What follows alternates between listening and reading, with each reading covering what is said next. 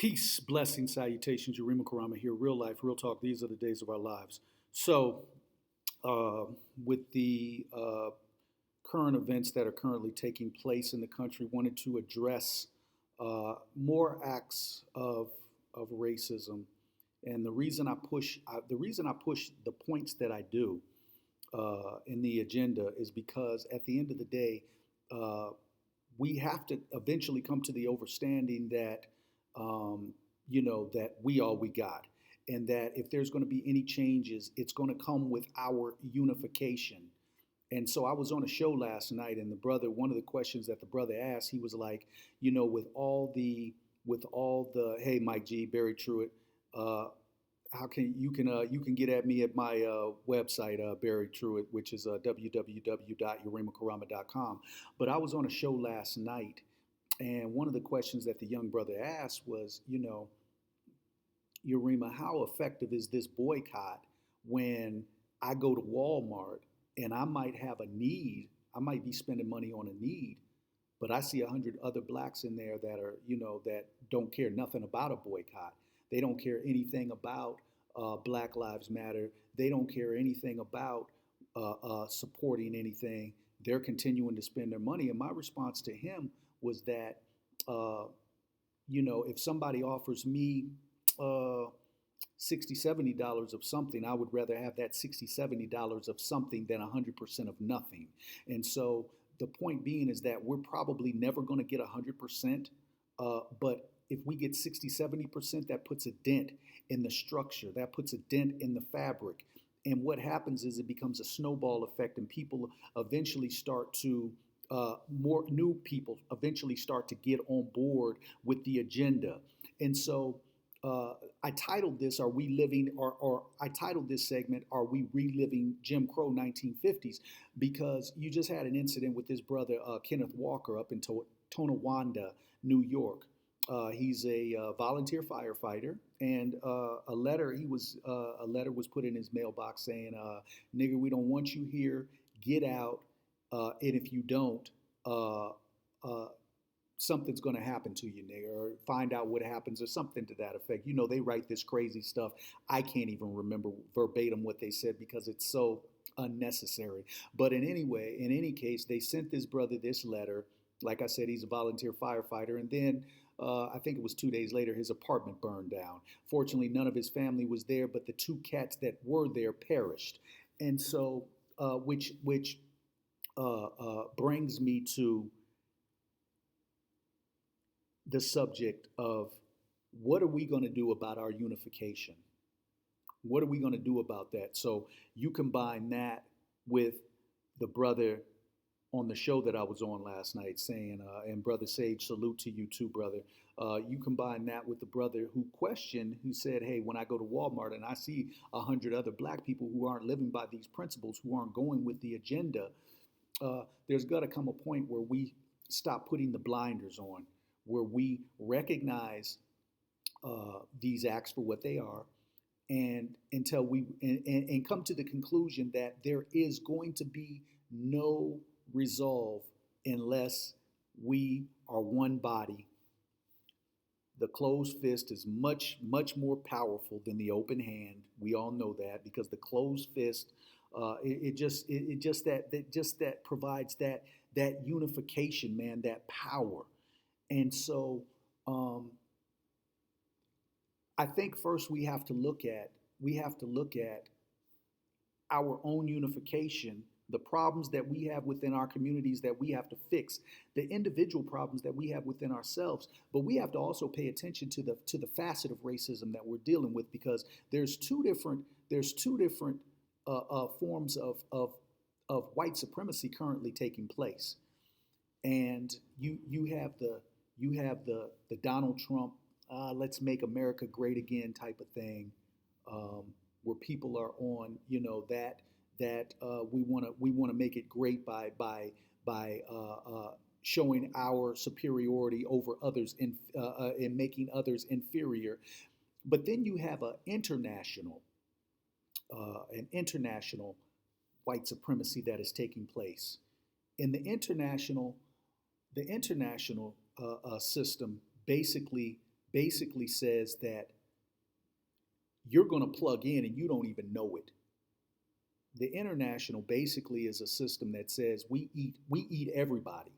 It doesn't matter, white, black, Hispanic, we eat everybody. But the system is going to continue to appear. The system is going to continue to appear as if it benefits one group more than it benefits others. And so, you have a system where man, you got a system that, in the system I'm talking about on the international level, what we know they call that the New World Order. And so, where people plug into a system and they don't even recognize it, they just do it automatically, kind of like we've automatically just plugged into this system that we're in, and we don't even question. I made the comment the other day that without the video cameras, you have a lot of blacks who say, well, the police said it, so it must be true. We don't even question. Just the ludicrous nature in that. Just saying that we have gotten so lazy that we don't want to make, and this goes for all groups, not just black.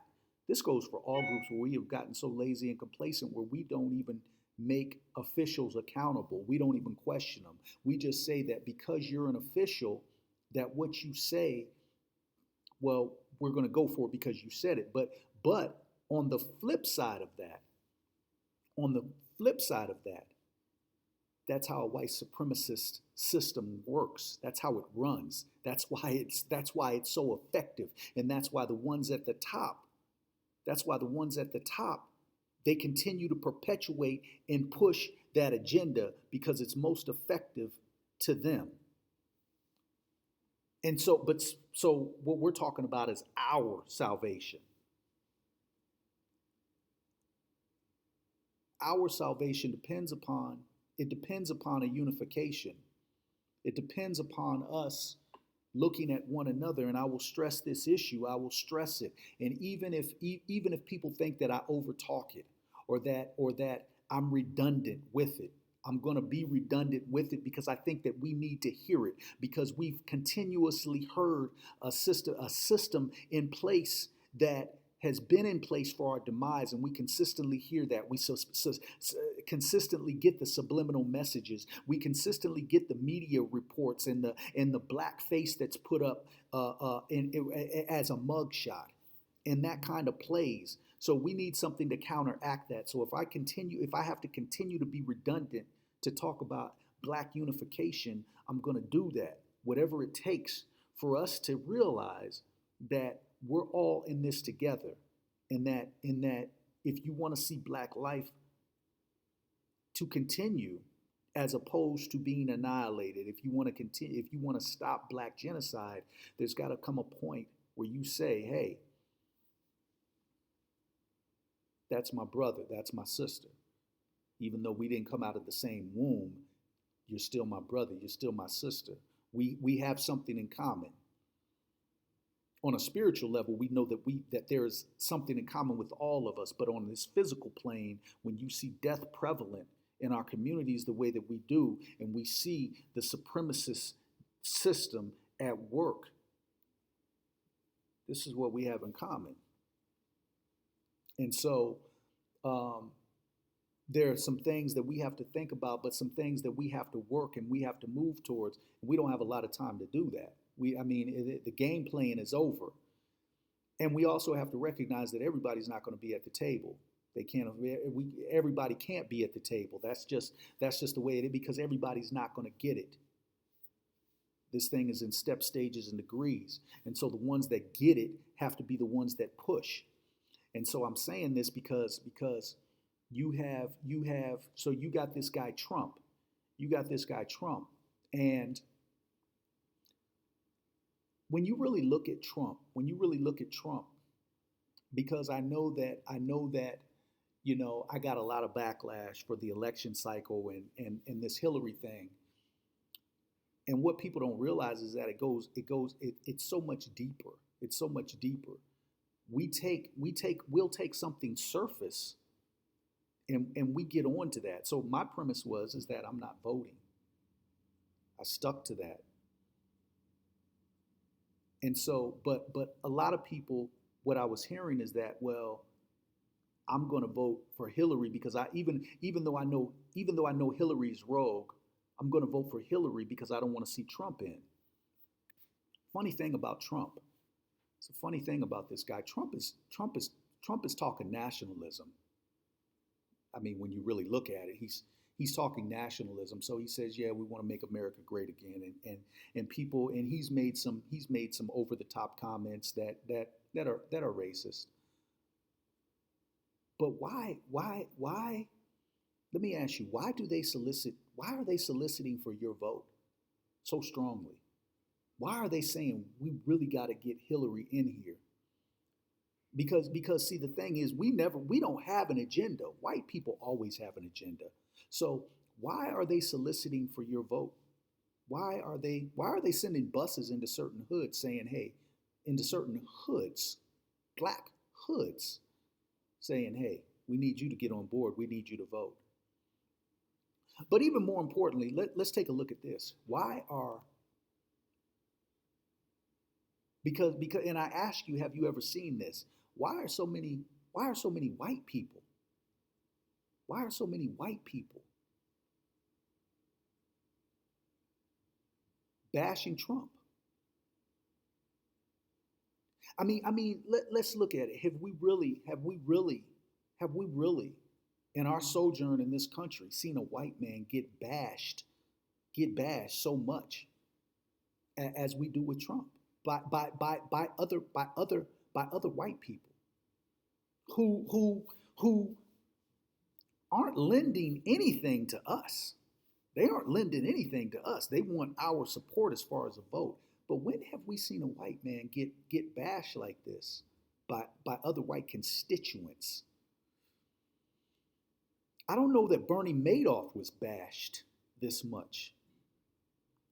So the premise here is that they have an agenda. We don't. They have a system in place that we automatically plug into. Even when we don't want to, we plug into it because that's the way it's been designed. And we become used to it, so we become complacent with the system. We've said, and a lot of times most people don't even think, so they just do. They just do it. It's just natural. When I say that everybody can't sit at the table because everybody's not ready. Everybody's not ready, especially when you talk about strategy. Everybody's not ready. It's real talk. We keep it real here. That's why it's real life, real talk. And so, isn't it time that we put, to my scholars, isn't it time that we put systems in place, our own systems? Unification is so important because with unification, even for the ones who don't get it, if they can simply see their brother or that next person or their neighbor as their brother, if they can simply see that, if that part can be taken care of, the scholars and the ones needed to put the system in place, their job will be easy.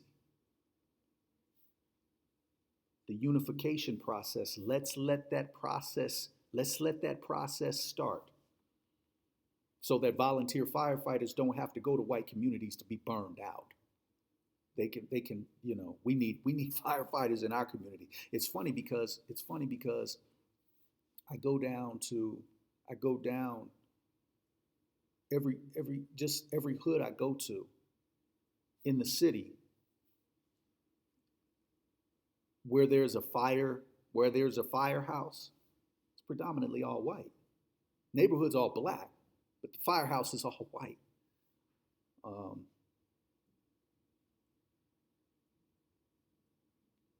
Some things to think about, but I'm going to push the agenda of unification. I might be redundant with it. For those that get it, just Forgive me for being redundant, but for those that don't get it, that's why I'm being redundant with it, because we have to push. We're at a time now where we have to see one another as brother and sister. We're at a time now where I have to see your child as my child. We're at that time. We've been at that time. It's long overdue. And we don't have a lot of time to play with. We're being knocked off out here in droves. When you talk about the struggle is real, well, the death toll out here is real. It's not, they're not playing. And so we can't be playing, especially when we talk about our futures and when we talk about the futures of our seeds and the futures of our queens. Unification is so imperative for our success. It has to be like that. It has to be. And our unification doesn't mean that we're blocking others out. It just means that we love one another and we want to see one another prosper as it should be. So with that said, my name is Yurima Karama, man. Peace, blessings, salutations. You can connect with me on my webpage, www.yurimakarama.com. Go there for booking info. I do speaking engagements, so if you want to book me, just reach out to me. Go there for messaging if you want me to talk about a particular subject or topic. Also go there to find out my performance dates and locations. Find out my new album release date. Notice I got my clothing line. I mean clothes that I can buy from black owners. So I got the Compass on, and I also got the Twid shirt on. So I'm sporting the two different joints today. Put them together, and because it's so very important. And I wanted to say something about that real quick. That you know, when I promote these brands, when I get these brothers and sisters on here to interview, and I promote their brand, understand that, overstand that. You know, a lot of times we don't just buy one brand. We don't just buy one of something. A lot of times we like this particular ice cream over here. We like this particular bread over here. We like this particular shirt over here. So a person might like Nike shoes, but they might like Liz Claiborne shirts or something else. It may be a poor analogy, but you get my point, is that there are different brands that we like. It's just the way it is. Like yo, I like Compass, but I like Timberlands as a kid. So when I was young, I wore Timbs and I like Pumas as well. Two different brands, but you get my point. So there's enough out here. There's enough out here where we can support Compass and we can support Twid. That's what I do. We can support both, and we have the resources to do that. And we especially have the resources to do that if we're not giving our resources to Walmart, JCPenney's, Saks Fifth, Macy's, and all these other outlets that care nothing about us, but they love our money. So we have the resources, so we can support, and I'm going to continue pushing black business. I'm going to continue pushing our small black businesses who are out here doing it. Places like Twid with Carver's Hadnot, places like Compass with Ivory Carter. I'm going to continue pushing these, and more that come my way, I'm going to push them, because you need to know where they're at. You need to be privy to who these businesses are and the quality products that they provide. Because we got to get out of this mindset of this is it, because we see it on TV all the time, or because it's been pushed down our throat by the media all the time. There's others out here. That's why I do what I do. That's why I promote them.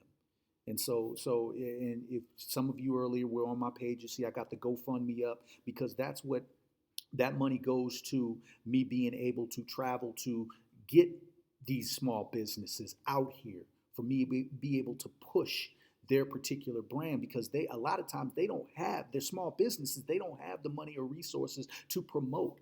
They're trying to get off the ground, but they got quality stuff. You need to know where they're at. Again, unification, man. It's all about the unification. It's all about us. right at this point. We need to get us right. Before we can get anybody else right, we got to get us right on an individual level as well as on a universal level. So with that, Yurima Karama, man, hit me, www.yurimakarama.com. Real life, real talk. These are the days of our lives. I'm out. One.